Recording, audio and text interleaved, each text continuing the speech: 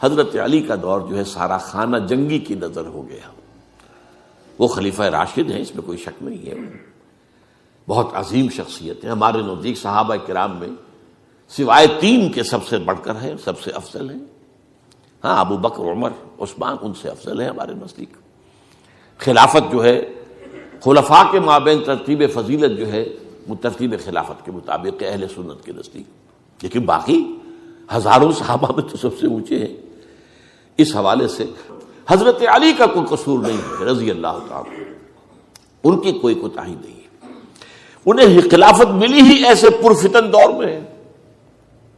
اگر کہنا جو ہے اگرچہ روکا گیا ہے کہ یہ کلمہ لو مت استعمال کیا کرو، اگر یوں ہوتا تو یوں ہو جاتا، لیکن یہ کہ بہرحال ہمارا سوچنے کا ایک انداز ہے. اگر حضرت علی کو اول دور میں خلافت ملی ہوتی تو ان کے کچھ اور نتائج اور ہوتے.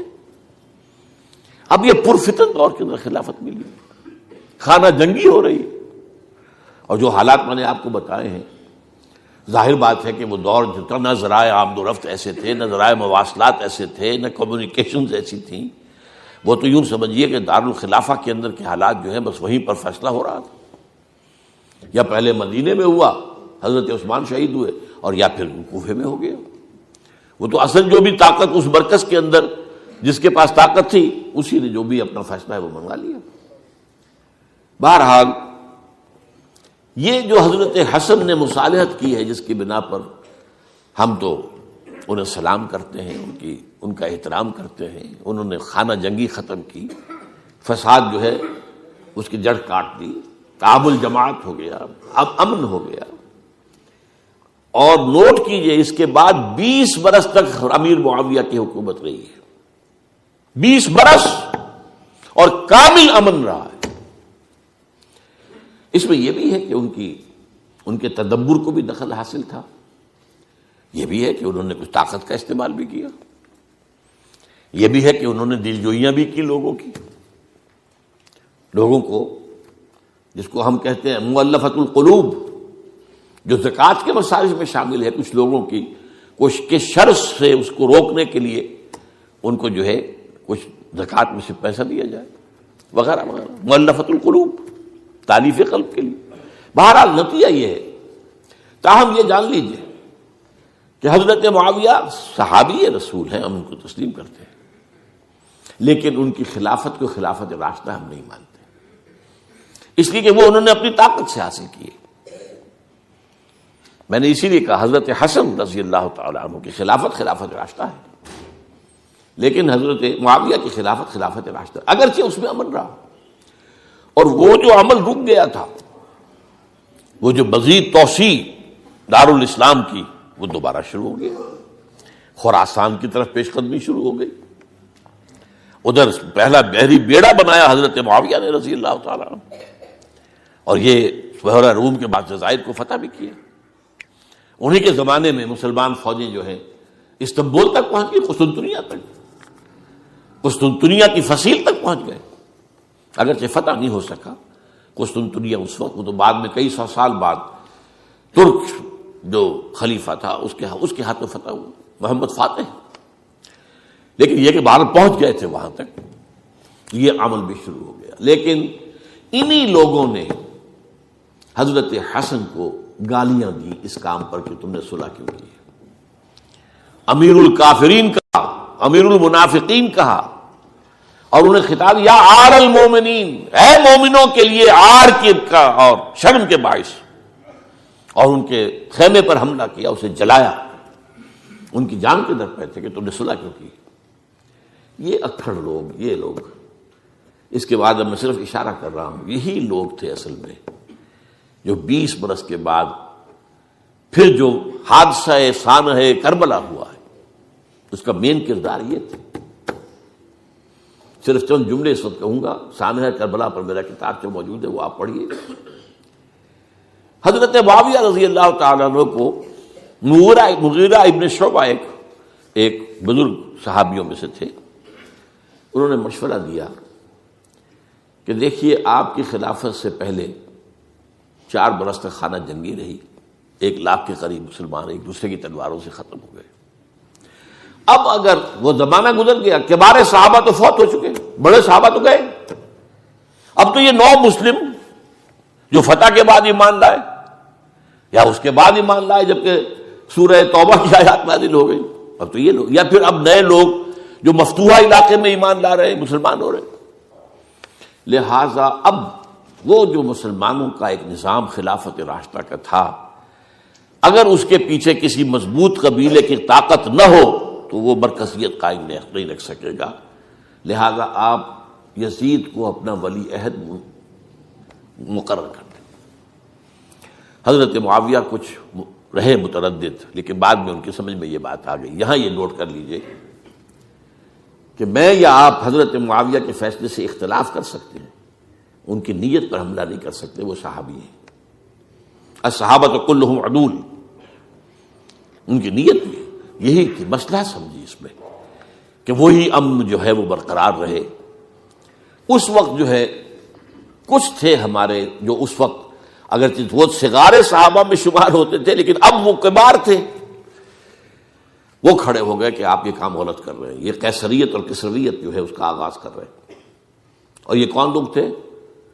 اب دیکھیے ترتیب: ابو بکر کے بیٹے عبد الرحمن، عمر کے بیٹے عبداللہ ابن عمر، عباس کے بیٹے عبداللہ ابن عباس، زبیر کے بیٹے عبداللہ ابن زبیر، علی کے بیٹے حضرت حسین۔ حضرت حسن فوت ہو چکے تھے کیونکہ یہ عین وسط میں ہوا واقعہ، 20 سال کے درمیان 10 سال حضرت معاویہ کی حکومت کو شروع ہوئے 10 سال ہو چکے تھے۔ میری جو تحقیق ہے یا مطالعہ اس کے مطابق تو یہ ہے کہ حضرت عثمان نے مصلحت سے، حضرت معاویہ نے مصلحت سے کام لیا اور ان پر جبر نہیں کیا۔ لیکن انہی ندوی صاحب نے کچھ لکھا ہے کہ بالجبر بھی ان سے بیعت لے لی، بیعت ولی عہدی۔ مجھے اس سے اختلاف ہے، یہ حضرات ایسے نہیں تھے کہ جو بالجبر بیعت کرنے والے ہوں، میں اس کو ماننے کو تیار نہیں ہوں۔ بہرحال یہ حضرت، میرے نزدیک حضرت معاویہ نے جبر نہیں کیا، زبردستی نہیں کی۔ لیکن جب حضرت معاویہ کا انتقال ہو گیا،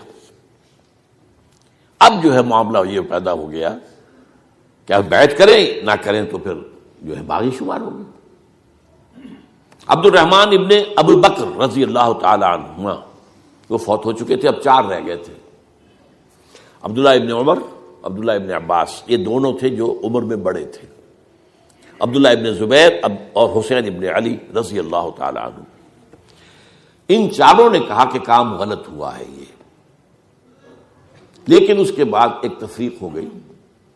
یہ جو دونوں بزرگ تر تھے، حضرت عبداللہ ابن عمر، عبداللہ ابن عباس، ان دونوں نے کہا کام تو غلط ہے لیکن ایسا نہیں ہے جس کی بنا پر خونریزی کرائی جائے، مسلمانوں کا خون بہے، بغاوت کی جائے، ایسا نہیں۔